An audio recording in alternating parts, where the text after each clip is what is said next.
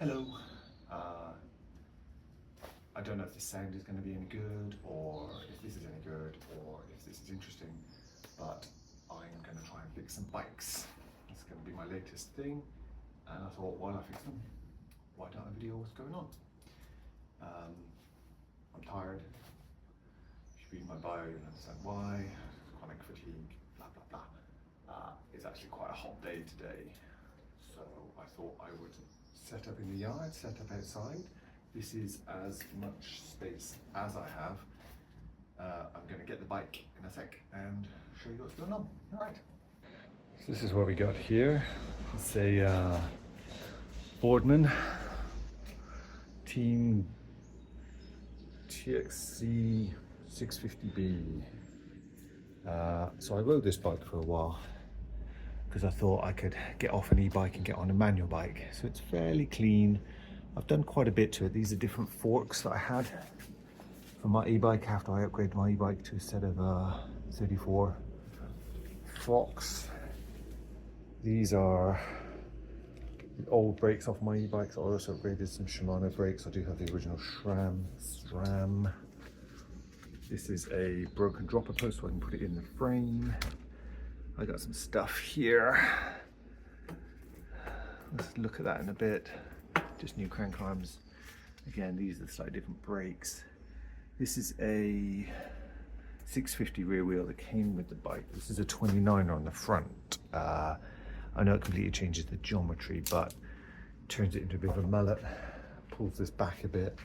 Rides a bit nicer. It's the original rock shocks I got with the bike. There's the bike. Oh. So like I said, some upgraded forks. I've serviced and put new oil in these. They seem to work okay.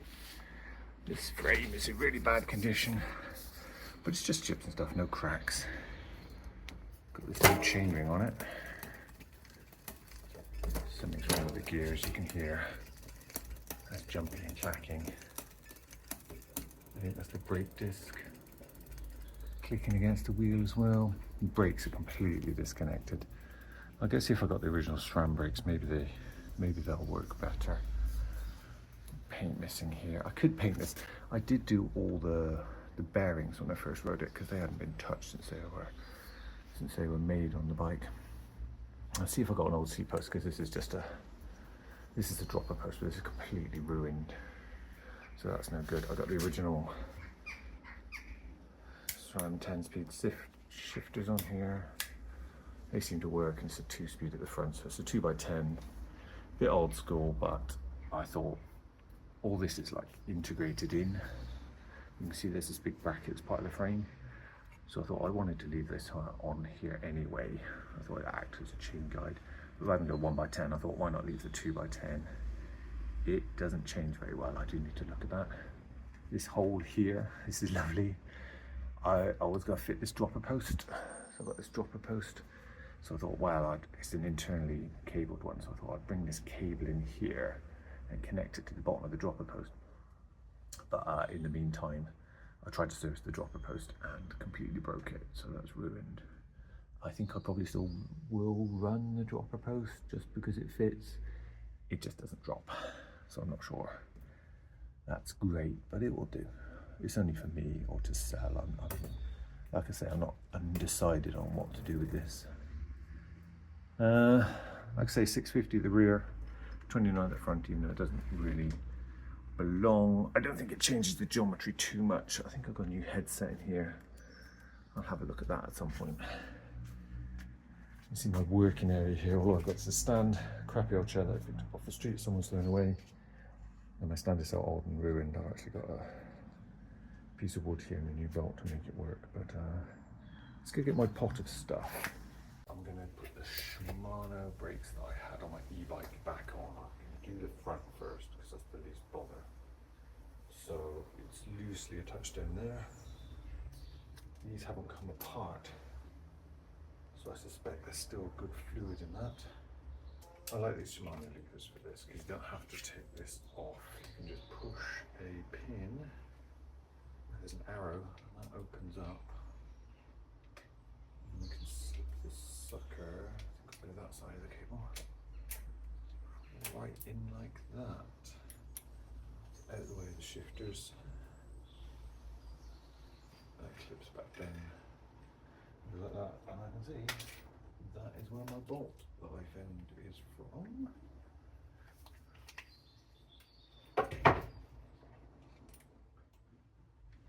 Don't you love it when you get the Allen key right first? It's like that. We might have to bleed them, so I will just put them vertical for the time being.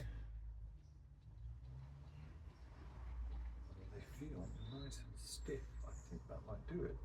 Let me get the camera and I will do the caliper. So here we have the brake caliper. The wheels on solid. I will just. These again. What I like to do is I've got the crack in there where the two halves join. I like to use that to line them up.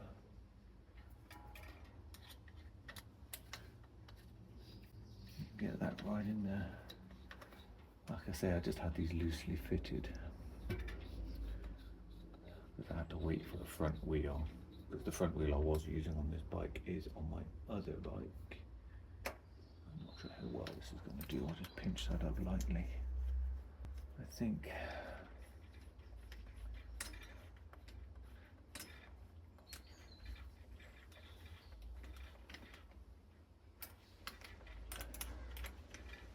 suspect that bolt is too long. These bolts are good length.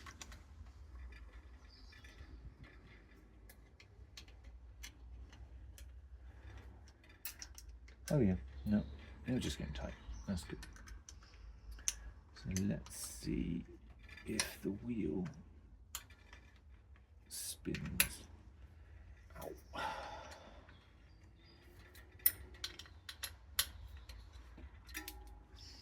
Let's see, get that out of the way. We should get a proper stand.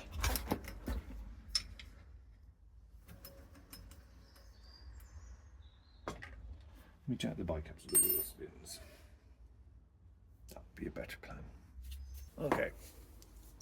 So I don't like how this works, so let's.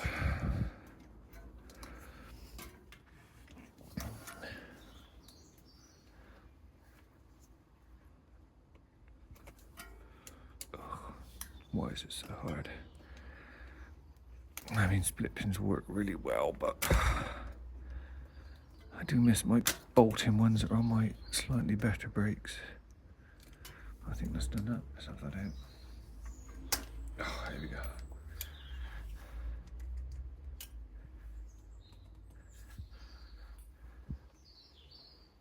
Let's take that out. Come on. No, plenty of life left in those pads, I would say.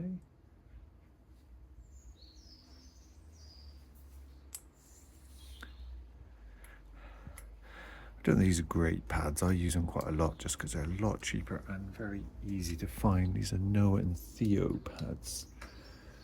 I just get them from eBay or Amazon. I think they're available on both. They seem to be quite well. They seem to last me quite a decent amount of time. So what I was saying is, what I like to do is, you can see this line here, this line here. And you can see the disc in there. Pretty sure this disc is straight. I like to lighten up the middle of the pad and get it right. Not the middle of the pad, the middle of the caliper thingies. And then tighten up a little bit, because then you know as soon as you tighten up properly, it will move. So just get my eye right down in there. Let me show you. Get right down in there, you can see that is lined up in there. See if I can get my head around this. Let's come right in front. You can see that isn't quite lined up. Let me see.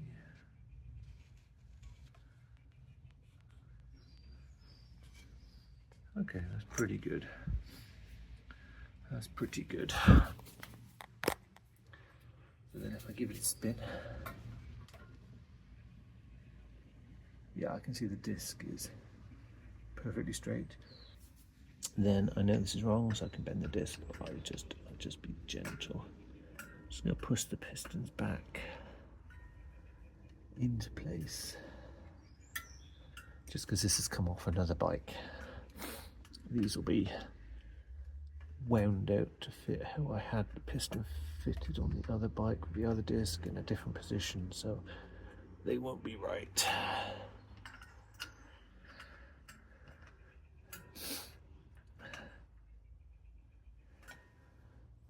I know I should be using like a, I don't know what I should be using. There's probably like a proper tool to spread this, but I'm just pushing it back in. I would normally, yeah, let's put a little bit of copper grease on that. That's dried off a touch. I got this really excessively massive tub of copper grease. I think it's going to last me my whole lifetime. Look, there's still tons left in it. Don't know why I bought something so massive. So do that. Just because we all hate squeaky brakes, right? I'm trying not to touch the surface of the brake thing. Put the spring back into place. Take out my grey hair there. Slide that back in. Put the split pin back in. There we go, wiggly, wiggly, wiggly. In fact, why don't I straighten that out when it's out of the bike? Because that would make more sense. Again, I do have a proper set of pliers somewhere, but a Leatherman just does me well. In, come on, I know you can do it. I know you can do it. There we go, there we go. And just a little bend.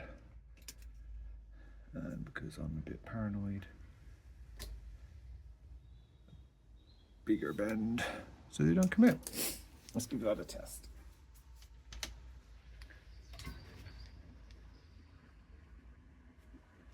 And it won't work because the pistons are in, but as soon as I push them a bit, they'll self-adjust and I can feel that's gone really solid.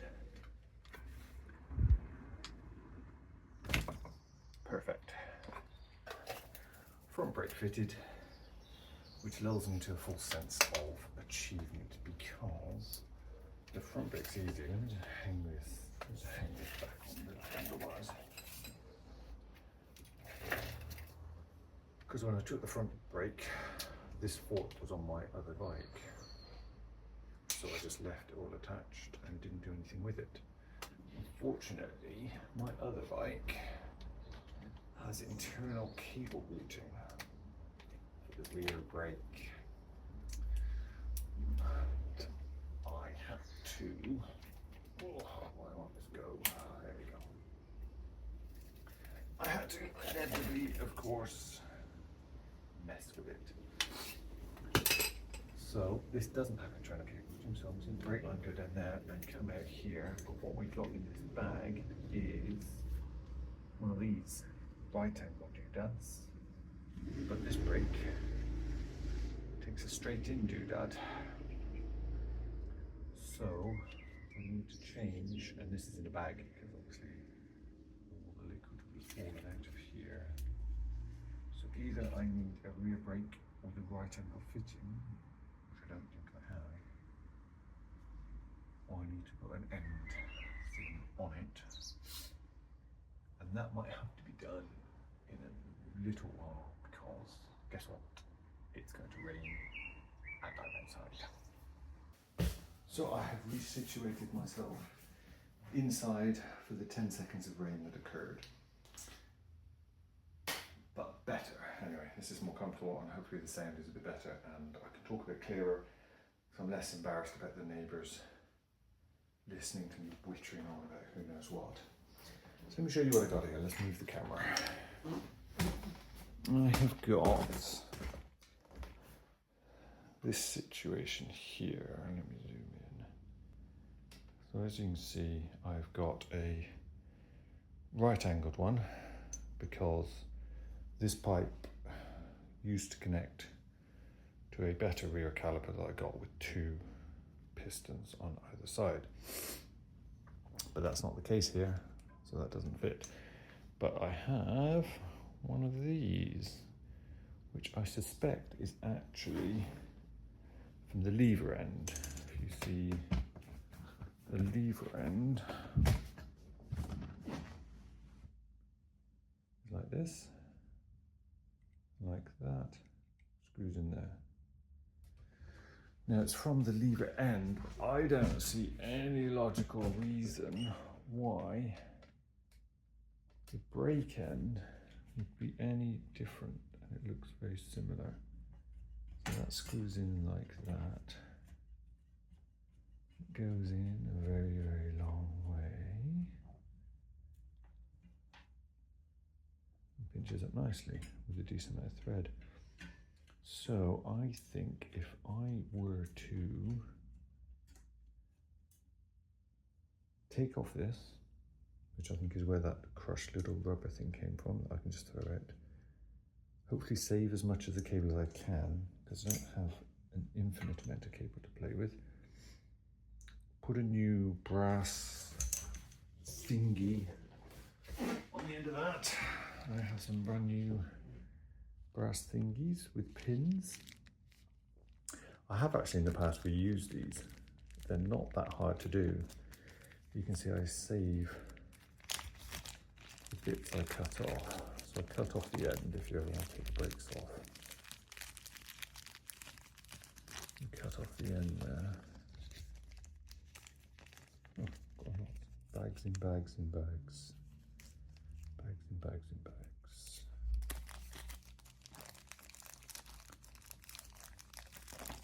So there we go, I saved that end there. With a bit of effort, you can actually pull that inner pin out and reuse that. But I discovered that they are very cheap online. So actually, I just take a new pin and a new brass thing. And I did read somewhere that the colour of the pins determines something about the brake pipe. So you can see that's brassy coloured, and I have silver coloured. So I'm just going to look up what on earth that means. Hang on. Right, I knew there was a difference. So BH59 has a larger internal diameter and BH90 has a smaller internal diameter. BH90 usually uses the slimmer insert bulb. Slimmer is, so 90 is silver, 59, and now it handily says, it on your brake pipes, and it doesn't. So I thought I would be inspired, because this end came with the lever, and it's been fine this whole time, and it has a silver insert. Isn't that a good idea? See, it's the insert. The brassing seems to be the same. So this is what I'm going to do. I'm going to put one of these on. I'm going to slide it down. I'm going to put the brassing and then push the silver thing in. And then just like this, compresses that little olive into the brake. Just like that. I haven't left that off. No, that's on. I always forget to put that thing on.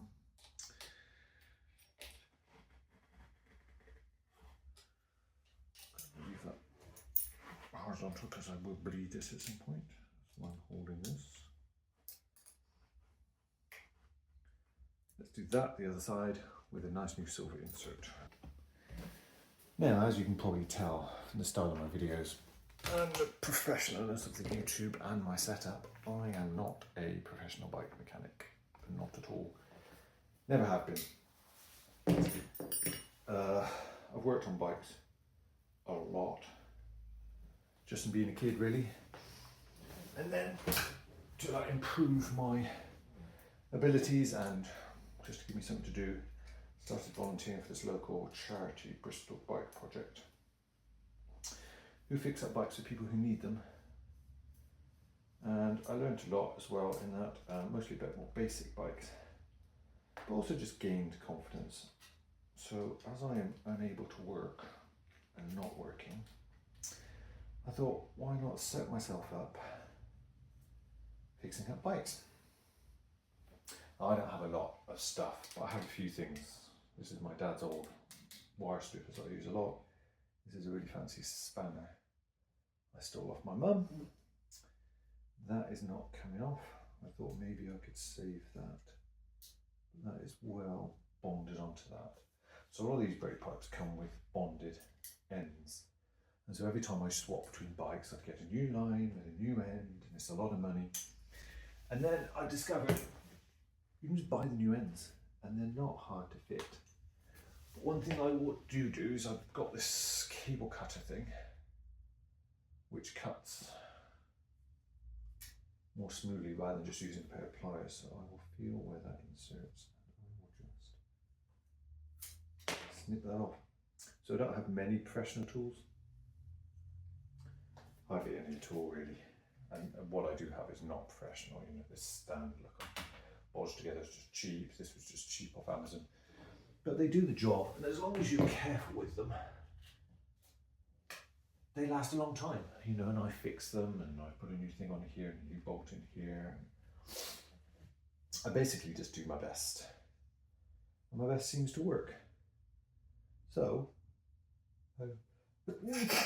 actually, that, with a bit of pulling through a cable, will fit in there. So I'm going to put that bit on first. I'm going to open up the hole a touch, just because I want the hole to be good. So don't worry, I'm not crazy. I do know this is wrong. But I know a lot of people are fixing bikes, and I'm fixing bikes, and I don't want to buy tools and tools and tools and tools. It becomes untenable, and you might as well just take it to a shop, you know, because realistically, you're at home fixing a bike, how often you go do this? It's like hardly at all. So I did want to call my bicycle repair service That'll Do, or Good Enough, but AI and my wife pointed out that just sounds like I'm being lazy and it's rubbish. But that is definitely my attitude towards fixing bikes. That's the problem. Look, you can see, I don't know if you can see, that's like not quite perfect on the inside. So let's get my professional pick tool.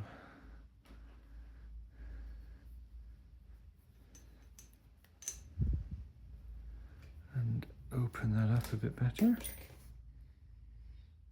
Could have run the risk there of pushing that down in there, but I don't think I did. Okay, let's try that again. So I'm going to hold that near the end because I want that to be near the end. I want that sucker to hammer in. I'm going to do all this and it won't work. So my whole thinking of all of this is, will it work? Is it safe? Okay, so safe brakes, yes, very important. But I will test ride this. And you know, one brake fails, you've always got the other brake. If you've got no brakes, you've got your feet. So this isn't the craziest thing in the world, although as I'm filming it, I'm worried it's not going to work. Where did my pliers go? There they are.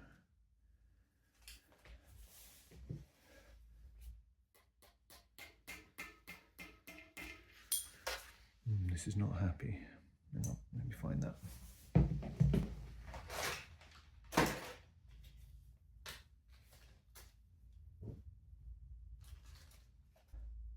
So it does really, really want to be in there. So it's not surprising that it's difficult to do.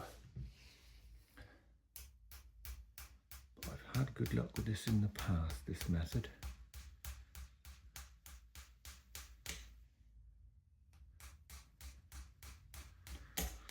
Don't remember it being this hard, although I think it's going in there. Yep, that's going in. and you all live in the right place. Now obviously a clamp probably doesn't cost much, it's only a little plastic block. And one of those big sort of metal things you have on the side of a bench. I do have one of those up in the attic. I think it's not attached to a bench, but it's heavy enough to sit on the floor. It's all a good idea. You know, you could say I'm damaging that, but it's soft metal and it doesn't look like I'm damaging it too badly. And I'm gonna squish it right in there, which will flatten it off just by virtue of me jamming it in there. So I'm gonna hold this sucker now.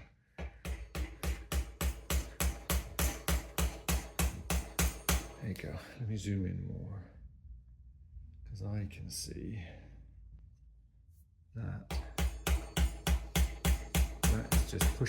is just pushing in there really nicely.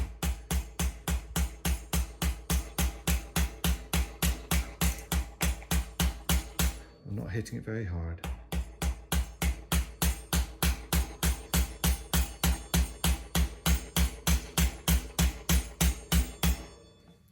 Please tell me I've left the thing on. I have. Oh, thank you.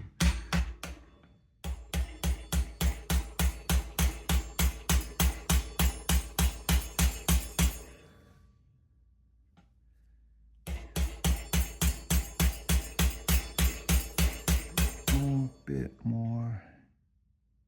Still see a bit of gap there. Ooh, that went nicely. That went really nicely. Okay. Torn up the outside a bit there. Yeah, I've bent the rubber back a bit there, but that's not too bad just against the frame. So now that such soft metal, I can just smooth it with my fingernail. Yeah, I've not damaged that at all. That is a perfectly smooth tip there. I would like the copper bit to be down the pipe a bit more than that. In fact, that is working. Ow. So I will just push that down. So I would like a little bit of brake pipe to be seen. Now, if you are a professional bike mechanic, you can leave a comment if you want, but I doubt I'm going to change the way I do anything.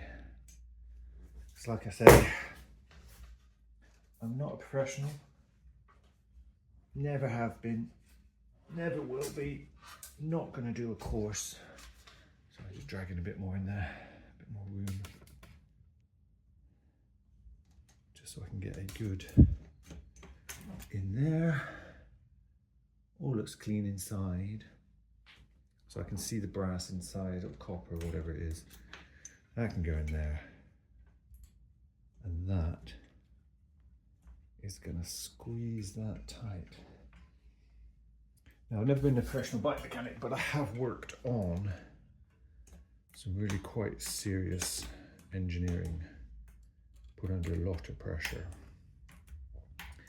And I think as long as it is capable of withstanding the pressure that you're putting on something, probably a bit more, just to be safe, then it is good enough. And that's what I wanted to call myself, Good Enough Bike Repair. But like I say, that does sound really sort of dodgy, and I don't want to do dodgy bike repair. I literally want to do good enough bike repair. So I'm going to do this up nice and tight. So I really want to squish all that stuff together, but not so tight I break something. Okay, that's tightened up beautifully. Brake bleeding. Step one for brake bleeding. Look up how to bleed brakes. Follow the YouTube internet video, because they're all subtly different, and I've really messed that up. And the kit you depend on, and the brakes you have, and where the bleed nipple is, and honestly, it's not a fun thing to do, but I'm going to do it here. And I think this is fairly generic because the bleed nipple is there. You put the pipe on and do that. I will refresh my mind with the procedure and go through the procedure properly. Again, what I have is I bought a long time ago this ZMTB bleed kit. And honestly, it works really well.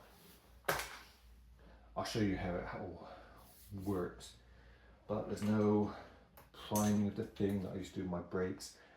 You just push all the fluid through, push it back up through,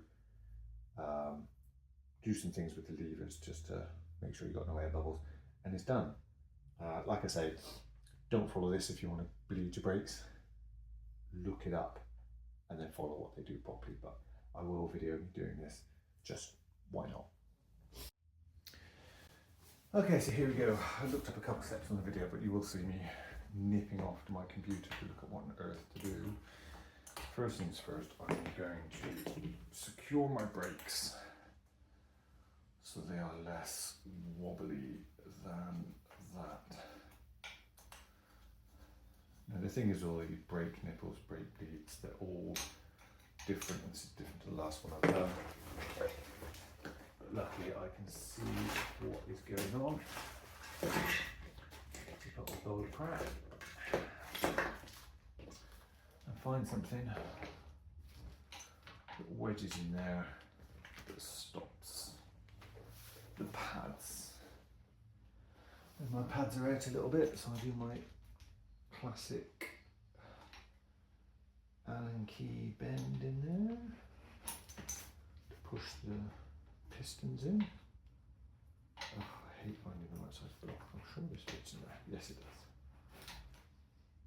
And it says put that in an elastic band, but that is well wedged in there, so that don't need an elastic band. You got this bit. I got this bit which goes over the bleed nipple and secures it. But this doesn't have that as such. It's more just got a pipe.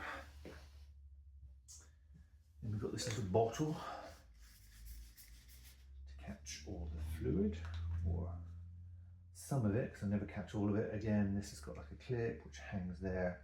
I never do that, I just let it hang.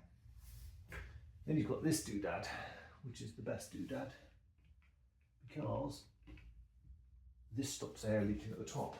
So you just make this horizontal, undo that bit, taking care of the rubber washer, which I wasn't, but the rubber washer looks okay. I'll leave that in the Allen key so I can find it again. And that goes in there. And I will look at the next step.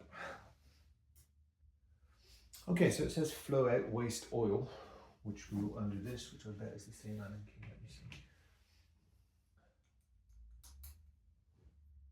Oh no, it's that one. So if I loosen that off, I was going to say there's no oil in there, but actually it's coming out. Let me show you that squeezing out. You can see oil is coming out. I'm pretty sure you're not supposed to fiddle with the lever, but I've got no patience. So I'm just going to pump the lever a bit. Oh, and I can hear, listen to that. That's pushing air.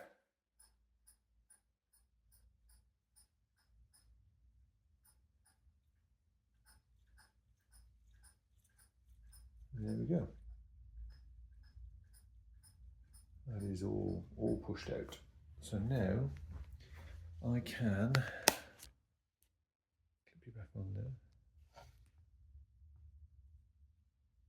That's all of it. I don't know if you'll see me or not, my head. I bought way too much Shimano oil. It was cheaper to buy it in bulk. And I know it's probably gathering moisture out of the air or some kind of rubbish, but whatever. I can't be bothered. And this saves me a lot of money. And obviously I'm going to spill it all over the place. I will go and get a cloth. Now that's a big reason why I like Shimano brakes. I think probably SRAM have moved to this anyways. I always used to have think it was haze, on my old Kona mountain bike. It used DOT4 mineral liquid and it was toxic and it burned your skin. I never really felt that, but it was never very good. So I really like this. So this says clean the oil circuit. So I'm expecting gravity to do its job. I'm not sure gravity is enough for my patience. Let me crank up the front wheel. So you can make more gravity. I know that's not how it works, but you know. Well, no, maybe that is how it works. That doesn't sound like how it works, but hey, let's pretend. Cranking it up helps me out. Luckily, I didn't quite spill, but this isn't level now. So I'm going to make this level enough. Stop the handlebars from turning quite so much. Ah, it is coming through. I can see gravity is working, so the liquid is falling here. Let me show you. I got the liquid in here,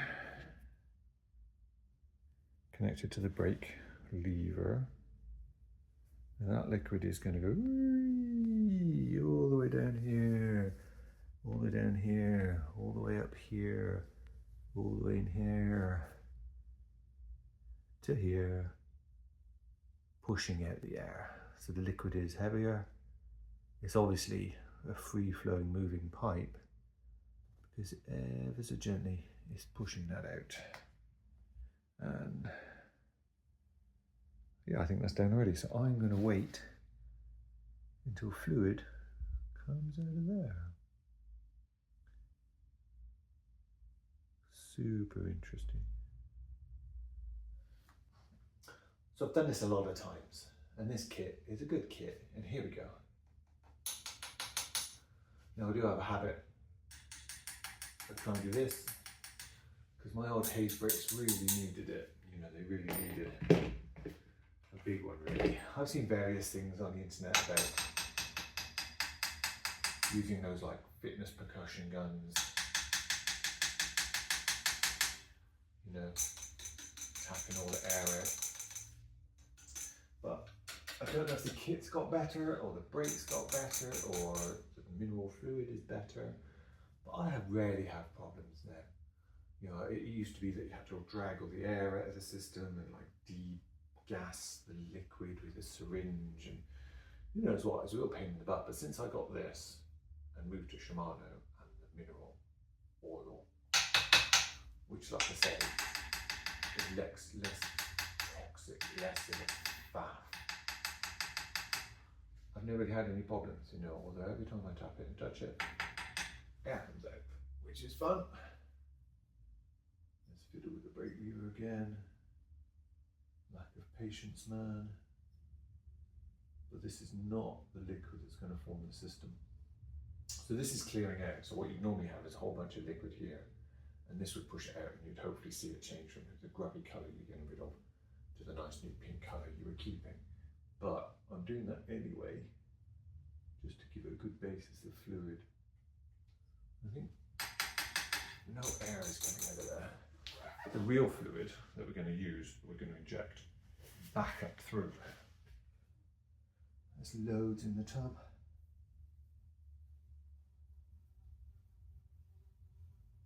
Oh, there's some more air.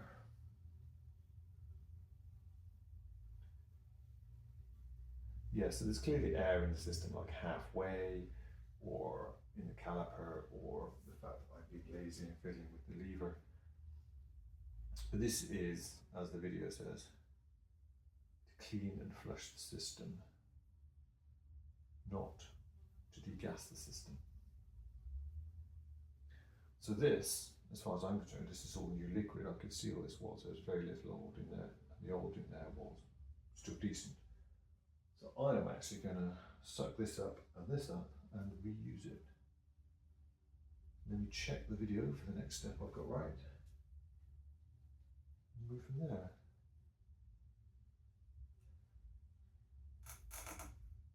is cleaned. There's a little bit in there. Maybe I'll use that, I don't know. Now, bring out the big guns.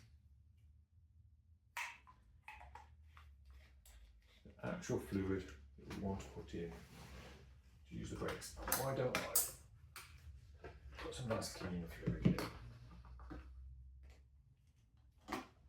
Always awkward.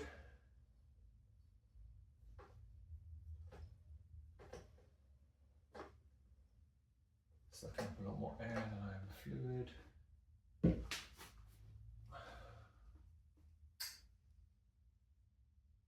And you always got to push the air out like you're some kind of evil doctor in a film. I'll suck a bit more in there because I don't think that's enough. Go through the entire system. Yeah. Good syringe full. This obviously isn't necessary, but always makes me feel like I'm in a film. But obviously I'm going to get air in the top of the system there. And then I'm going to push all the air out. Just because, you know, why not? I don't really want to push air into my brakes that don't want air in. We'll get a bit, but hopefully I'm going to push that. Oh, why not? I can do this. Hopefully I'm going to push all this out through the top into the old bucket up there. Now, because I am tight and, you know, don't want to be wasteful, there's liquid up here, which has got a fun little stopper I just remembered. So you put this doodad in the bucket and it stops it falling out of the bucket. But I'm going to then let it drain. There's nothing wrong with that fluid.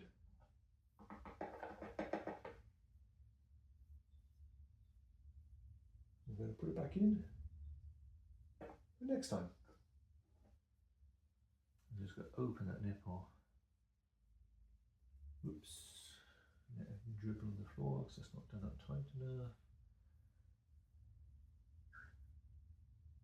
Push, push, push. I can hear it coming out of the other end, so let me just check. Just the air. I'm pushing lots of air up through, out of the system. Gentle pressure because I don't want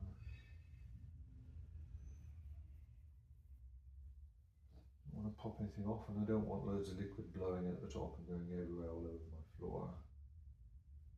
As you can tell, this is just my living room, not a workshop.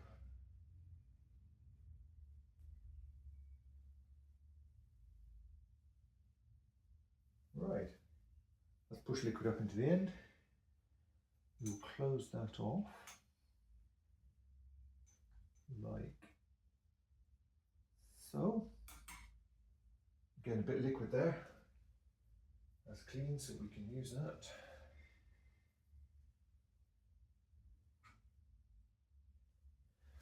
And now, bottle back now. Just to let it, because there might be a bit of air here. Just to let it fall out here. It says until no air bubbles, but because I've done it so well, there are none. Then we bleed the lever. So what it says to do, so I'm going to do is you pull the lever. Oh, it feels really good already. But we'll pull the lever, open that up, close it in rapid succession. No air came in. I'm going to pump up the brakes. This is really firm already. Open and close. Pump up the brakes. Open and close. Pump up the brakes. Open and close. So no air is coming out, but you just keep doing that, making sure there's always fluid in here. Bom, bom, bom, bom. Open and close. So there's no air down here now. Yeah, no, there's no air down there now. Well, that feels feels really nice and solid. That feels really good. Close the nipple, pop that doodad off. Try not to let fluid go everywhere because I will get it on my brake pads, ruin my brake pads, and need new brake pads. Pretty much every time I do this. It says put the cover on, I don't have one. I'll spray some brake clean on that later. Why don't I do it now? Here we are at the brake lever. Now, hopefully can you see that? There's brake fluid in there. Not much. Probably could do more, but I am going to try and make do. Saying that, why don't I do it properly? So I don't think any of this is going to go into the lever. And all the crud has fallen to the bottom of that, so I'm just going to top it up with some cleanish fluid just for safety. Never got the right Allen key. So all we want to do is now make sure there's no air at the lever end.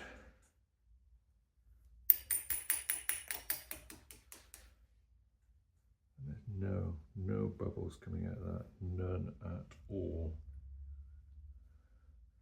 I'm going to put that level. Oh, okay, we got a little bubble out of it. Oh, another little one. Worth doing then. I mean, you know, you can get obsessive about this. It's never going to be perfect because that's not who I am, but it's going to be pretty good. Then you got this cool little stopper, you see, goes, let me show you, goes in there to stop any liquid coming out. So you put that level. I got this sucker ready because some will inevitably come out. So I'm doing that.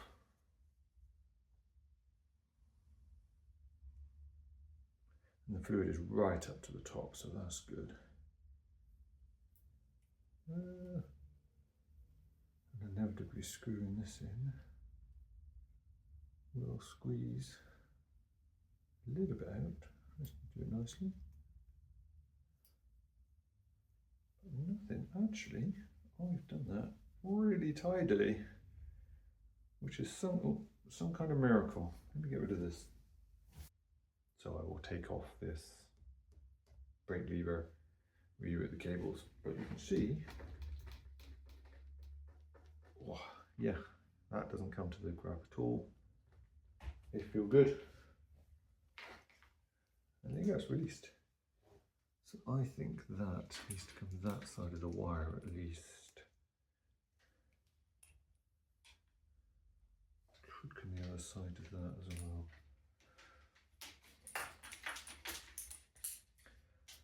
Again, you know, it's because I've had this completely apart. These brakes don't go on this bike. Oh, that's nicer. Yeah, that's better. That's much nicer. Following that around there.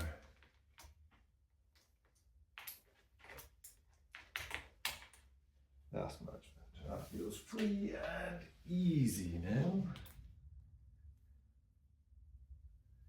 Pinch that up. Now we'll have to adjust it later. And we have real brakes. Who'd have thought it? Although we don't have brake pads.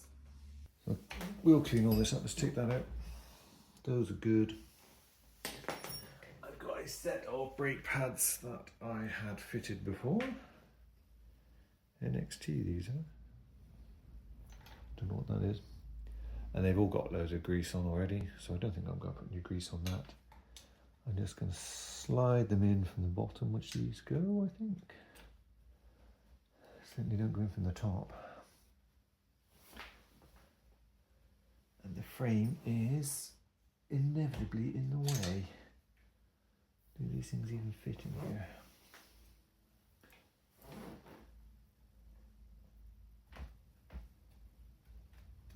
Yes, they do. They just needed pushing closer together. Ah, there it is. I was going to say I didn't have one, but I found it. I need a pair of pliers. My brother bought me this years and years ago. It's really lasted. This one's a Juice C2. It's really been used and beaten, but I would say it's worth buying the brands. I might not buy a Juice or a Leatherman now because it's American and we don't like America at the moment, but I shall give it a couple of years and we will like America again. But you know, there's Swiss Army ones. Do you like the Swiss? I don't mind the Swiss, but then I am part Swiss, so I guess I'm biased in that respect. Very part Swiss, mind. My granddad was Swiss. Was he Swiss? Well, he was a British citizen, English. So I don't know if he's actually Swiss, perhaps dual nationality. I'll ask him on one day. But we'll say he's Swiss, just because it gives me a bit more colour. And I think the flag is pretty. So get the wheel in, which is not tight enough. I like a wheel to be good and tight. Before my usual acrobatics to do this. Oh, probably too tight that, but hey. And inevitably, I think the brake is on because it doesn't line up because we didn't even try to line that sucker up, did we? So, yeah, I picked up the right one. Let's do the usual. I've seen various methods of doing this, from just holding the lever to centre it. Actually looks like that's really worked. Let's try that. I like doing it by eye. I like just deciding where I want it and doing it, but I do think this works. Yeah, that noise is there's a little wobble on the disc, on the back disc. But boom, brakes. Brakes, they feel really solid. That's way better than my other bike. Why is it that I'm always doing something not to ride it works well? That's some good stuff. Brakes done. I'm going to tidy up. So honestly, this is why, as a little aside and a little moan, because I'm feeling really chronic fatigue sucks, because, I mean, how long have I been doing this? Half hour, 45 minutes. Gentle, really. You know, I know what I'm doing. I'm calm. There's no real physical effort involved in it. But you might be able to tell. I'm getting really tired. In fact, I should probably stop. Just have a sit and a cup of coffee. But it's just like, you can just do. See, my voice is going. It's just like, you can do so little compared to what you used to do, compared to what anybody else is doing. You know, I don't work for a living. I can't get a job. There was a time where I probably could have worked again, and I tried to get a job and no one would hire me. Moan. But when you see people with chronic fatigue, or you know, ME, which is chronic fatigue, FMD, fibromyalgia, you know, we look fine, we behave fine, and we say, oh, I fixed my bike the other day, oh, when it's cycling, you know, I do park run, I'm like, oh yeah, you know, I've done the 25-minute park run, and it's easy, and I do the same, and I'm like, well, are you even ill? You know, you just get to rest a lot, you get to not work. But then you see us doing something as simple as this. And my mind starts to shut down, my body starts to shut down. And I just, oh yeah,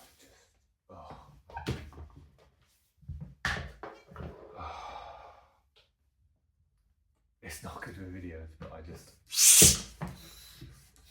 lose the ability to speak, and this has got a dirty big tear in it.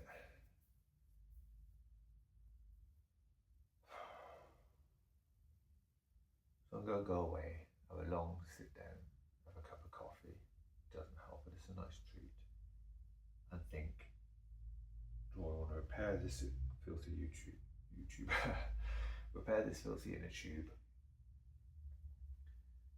Put a new inner tube in. I think I might have one. Or go tubeless. I don't know if this tube is in.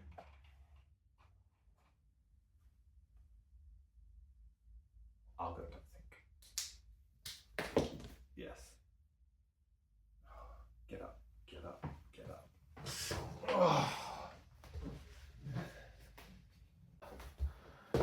Oh.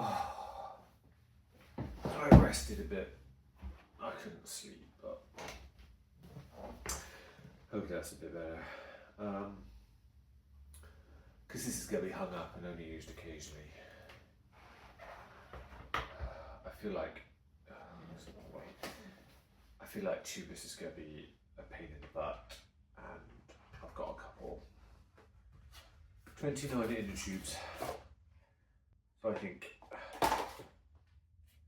a nice new inner tube.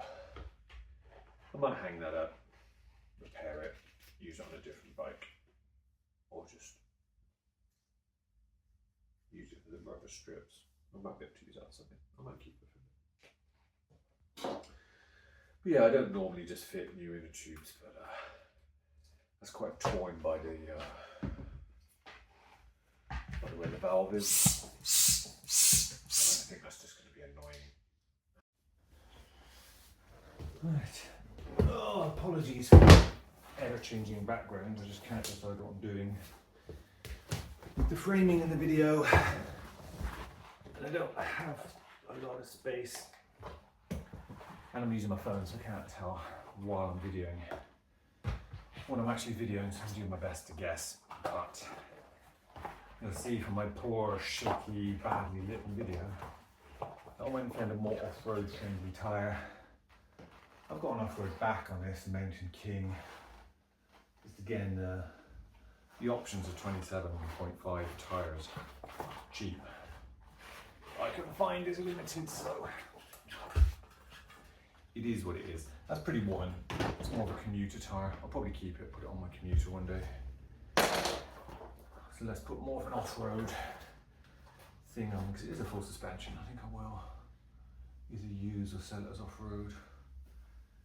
Does this thing have direction? Ooh, always the wrong brake. Solid. That goes on that. Maybe I'll fix it, maybe I won't. I'll probably throw that tyre in the attic. Use it again in the future. That goes there. It's rubbish for later. Tyre done. Oh. Oh, hello. You might be able to tell today is a different day because I'm wearing different clothes. I was going to call it done with this. I fitted the saddle and a pair of old pedals I had. Was just going to take it for a test drive, but I was looking at the gears and they're just not right. If I put it in a small cog at the back and drop that down to the second chainring on the front, I've had to make it really tight because that barely fits. And thinking about it, I looked at the original specs. It had much more teeth on the front, both ends. And I've really tried to make this fit. Let me show you. Like, I really tried to make this fit. I spent a long time. But this hanger here for the front mech is integrated, and that's as low as it can go. And it's still quite a long way off here. And then this is a very small front chainring at the front.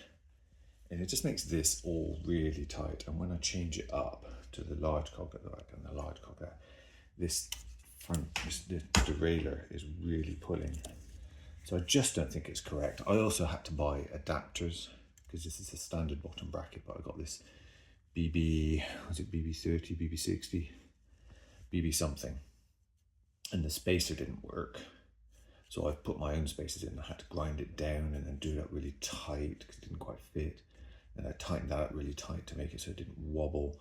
And then all the spacers had to sit this side because it didn't quite line up. So this wouldn't go far enough in. Anyway, so it was basically all a real mess. Let me put you back up.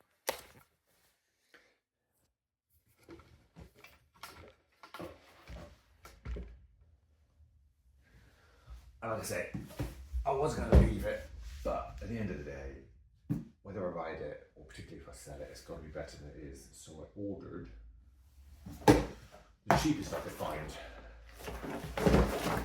Shimano, just a light Shimano, standard bottom bracket, because I think I've got some bearings in the attic. With hopefully, I mean that chainring is much bigger, that one is 2. So it'll be slightly higher geared, but that's all right because it was massively lower geared. And arms, yeah, they're the same, 170 arms. So I think that's going to make for a much better working bike. With working gears, decent chain, that should index the rears properly, and I'll have a much more solid bike. This is going to be a challenge to get off. So I'm going to get my proper toolkit, the proper arms, and take that sucker off.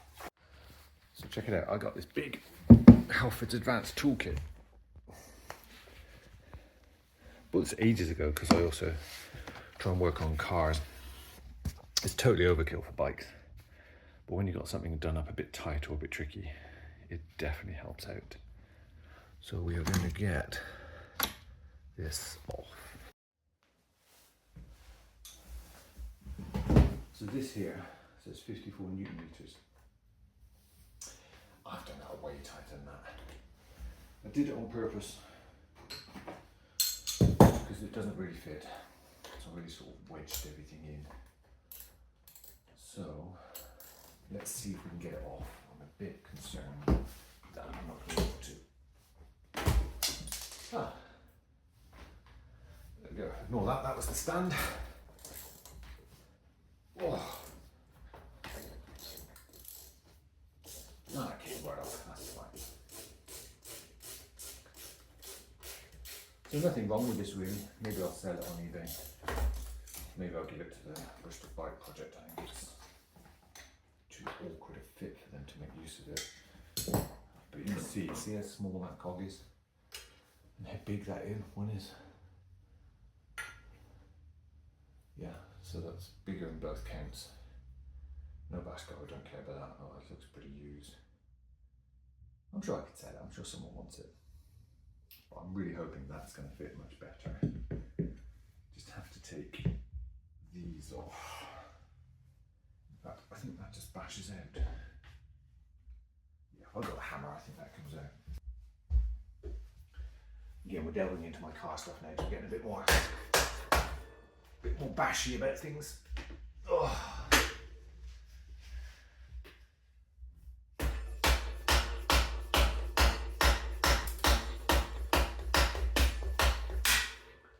There we go.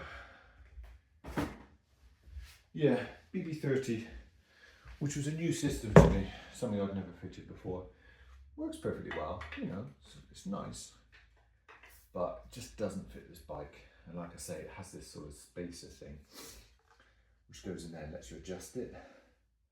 But it was so tight it didn't fit, so I've had to pack these like metal washers in there because I've got this adapter, because it's not that's me. It's not actually a BB30 bottom bracket. So I'm going to take that off and put just a standard screw fit bottom bracket. And these, they do show you, but it doesn't fit at all. I'm sure I had a tool.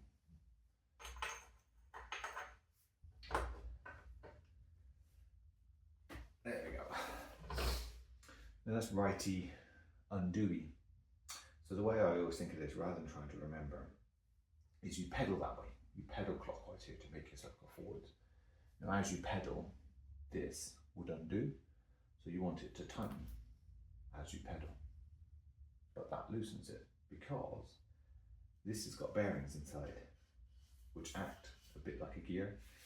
So if I imagine on the inside I pedal that way, which turns the bearings that way, so then that way tightens it up.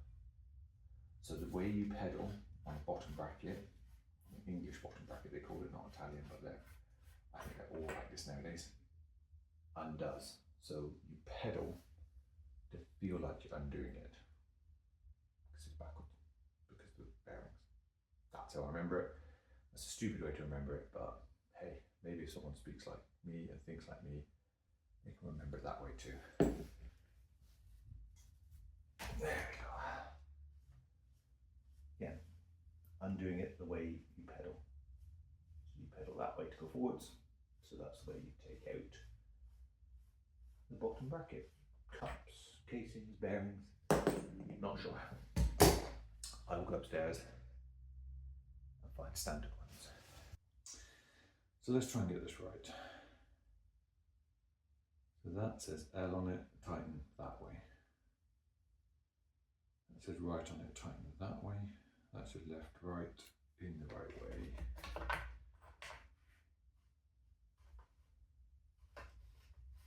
That's that started nicely. So then that's backwards, I'm just lining up the threads. Good stuff, good stuff, good stuff. And I do have a tool for these bottom brackets because these are the ones that I normally fit. And again, you can end up with loads and loads of tools, which is a bit annoying, but this one, the bottom bracket tool, and I've got a couple of adapters for different types of things. I think you need it if you're ever going to take a bottom bracket out, which you'll want to when your bike clicks and clacks and makes loads of groaning noises because you haven't washed it enough or washed it too much or just age really. You will need to replace your bottom bracket. It's not a difficult job, and the tool is what? I guess 20 quid. And you'll save that. You'll save that on just one trip to a bike shop. So, and then you have the tool and it's free to fit subsequently. Again, I'm sure there's a torque to that, but I'm just going to do it up tight. Because again, the way you pedal on this, you pedal clockwise on this side, which runs those bearings anti-clockwise, which forces the threads anti-clockwise, which tightens them up. So you're constantly keeping it tight by virtue of pedaling. And the grease is in there. You don't need copper grease, you can just put normal grease in there. It's going to make it so when you want to take it back off again, you can. Maybe you need a bit of copper grease that stops it squeaking and creaking a little bit. But really, I think it's just that you take it back out. It's the most important feature of that. So again, a little bit of grease in there. Probably worth it.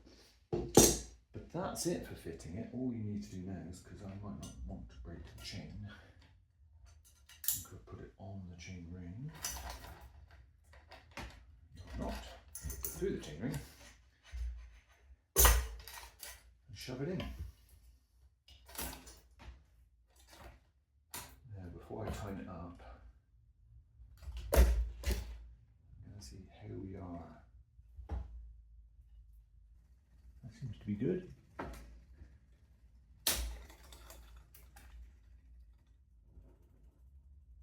That needs to come out a bit, which is the adjuster screw, which is this one.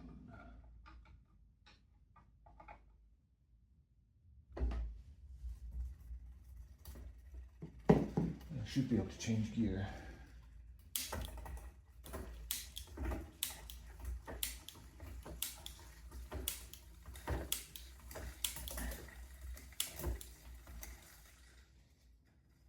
It's easy and easy. I can hear that squeaking a bit.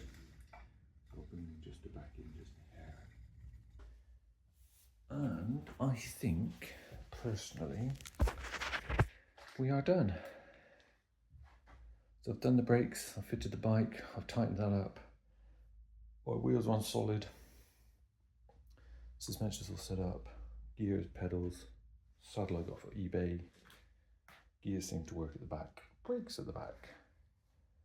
I think if you're mildly mechanically inclined, or you just fancy being mechanically inclined, you can't go far wrong with trying to maintain and fix your bike. If anything does go wrong, you just take it to a shop. Say you asked a friend to do it, the friend messed it up, can they fix it? And they'll go, oh, your friend's an idiot, he broke this, he broke that. And you just go, oh yeah, he didn't know what he was doing, or should have washed it in the first place. And not embarrass yourself. I would say, as long as you're not like taking a saw or a hammer to the frame, there's very little that you can do on a bike that somebody can't undo. And honestly, probably undo it yourself. And as long as you take a little test drive, as long as you can stop, as long as the things are tight and not going to fall apart. Again, I don't think you can go far wrong, and I think you can maintain your own bike, and it's a very rewarding thing to do. And even if you just do the basics, save you a lot of money. So I'll keep on doing videos. I might start doing some shorter ones, but this is me fixing up my non-motorized mountain bike. I'll take you for a ride and make sure it doesn't collapse. Cheers.